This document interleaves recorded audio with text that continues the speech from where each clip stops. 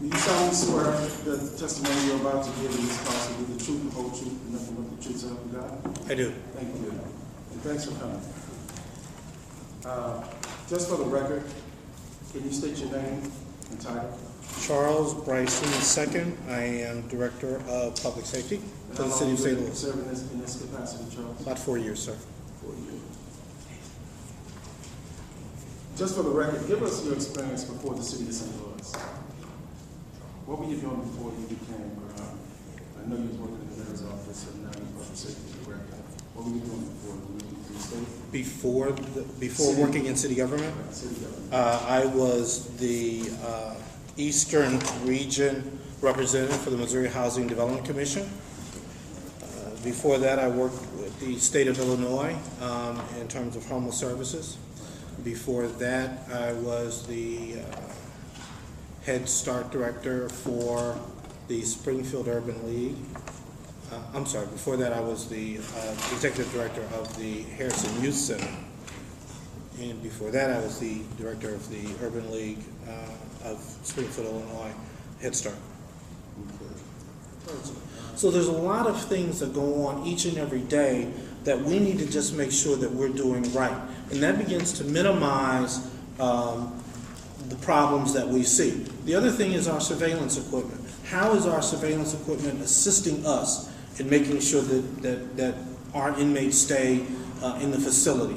And if we need to increase the number of surveillance cameras or whatever, how are we going to do that? How are we going to pay for it? And that's a question that we're having now between management. Do we need more cameras? And if so, where do they need to be located? Where are the blind spots? And staff has identified some areas that cause them pause. So we have to figure out how do we get more cameras in a proper location in those facilities.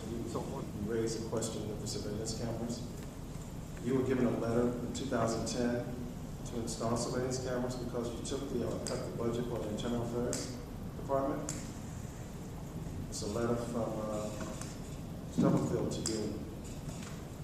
They got a deal with Camden Security Corporation, video surveillance and perimeter detention. I guess he was doing the same thing. He was trying to keep some sort of security, same thing you're saying today, around the facility. Did you not respond to this letter? I'd have to, frankly, Alderman, I'd have to see it.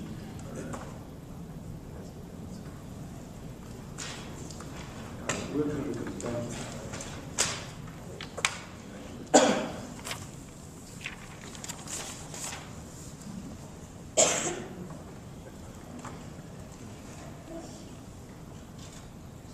You said highlighted that at the bottom, Charles.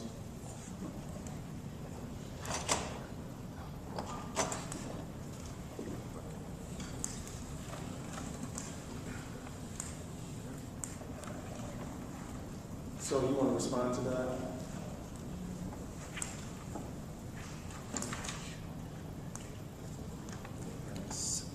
Charles, you want to read what was highlighted? Sure.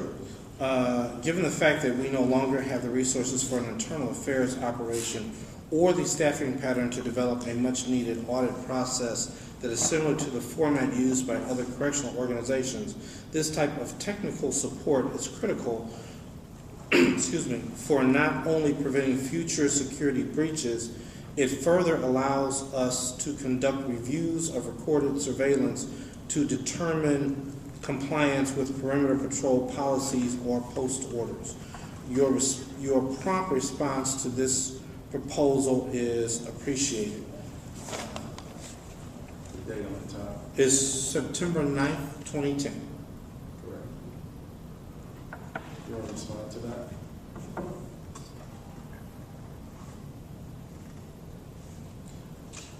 Well, there's several responses to this. Number one, this would have been after the FY 2011 budget was put to bed, which, and number two,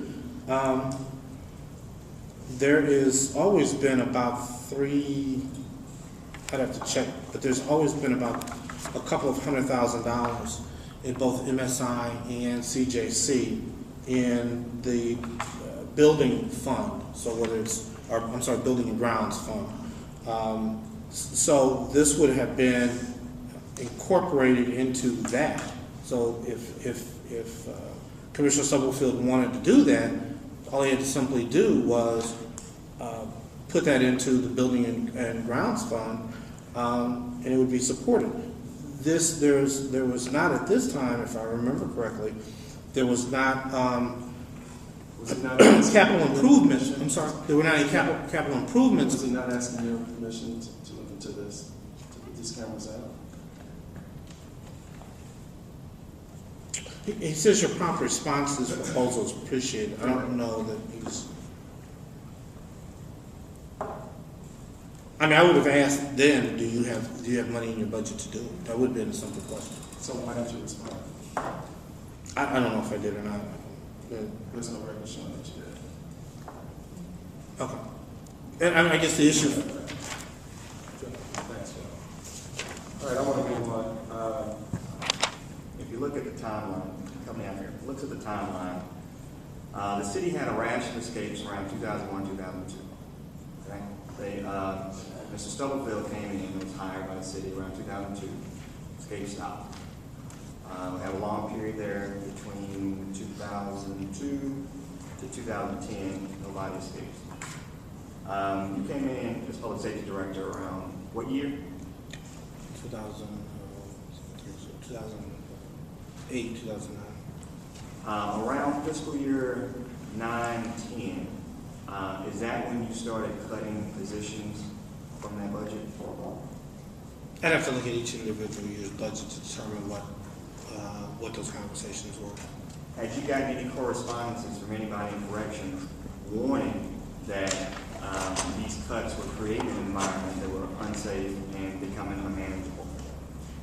I think there might have been one piece of correspondence. I'd have to remember what, I'd like to see it to see what that refers to.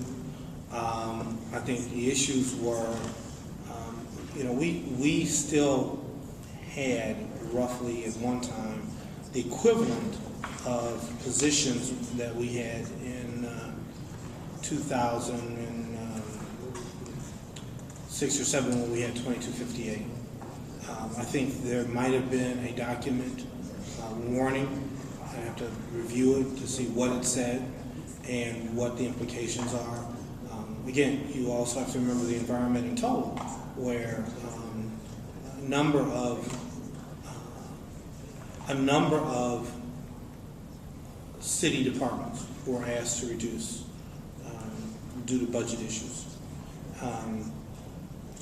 So, let me stop you there. So when you got that warning saying that these staffing cuts were creating an unsafe environment, what was your response? I'd have to see it to know if I responded or how I responded. But I will tell you this, that every division reviews their budget with me before it's submitted the first time to to the budget division. And then when we get the markup back, and before we go to Ways and Means, we review the budget again. Then we get another markup from Ways and Means, we review the budget again. There's no time that I would submit a budget that has not been to some degree agreed to. They're not going to agree to every line item, but has not been agreed to by the commissioner. So every budget goes through at least two. Every time there is a budget, there are at least 2 meetings between me and that specific commissioner about the details related to their budget. Okay, but after those meetings, if a commissioner is telling you that these cuts that you are making me take, because of course nobody wants their budget cut, it's not their choice. They're saying these cuts that you're making me take is impeding the mission of our division and creating an unsafe environment. It's not their fault then, is it, that the budget was cut? I mean, you're saying they agreed to it, but they don't really have a choice in that matter. Well, to some degree, the budget then goes to Ways and Means, and you have conversation about how many people to add on or how many people to take off. I mean, I think it's a series of events It starts with the budget division, as you know, giving you the markup and saying, here's where we want you to be. It is up to that commissioner to then mold the budget as appropriate. Now, you have several divisions under me where literally 90-something% of their budget is salaries, corrections being one of them.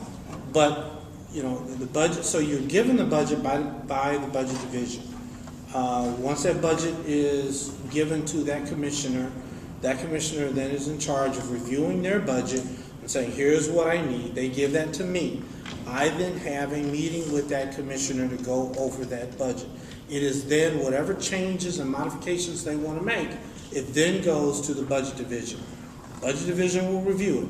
We'll have a meeting about it between the budget division, the commissioner, myself, personnel, and then out of that comes, here's what we'd like to see your budget to be. Then it goes back through one more time, then it's given to Ways and Means. So at any point along the way, there might be a whole bunch of folk who have reviewed that budget, especially including the commissioner, at a budget meeting between the budget commissioner, between the budget division, that commissioner, myself, Department of Personnel. So, to your question, if in fact, let's say, for example,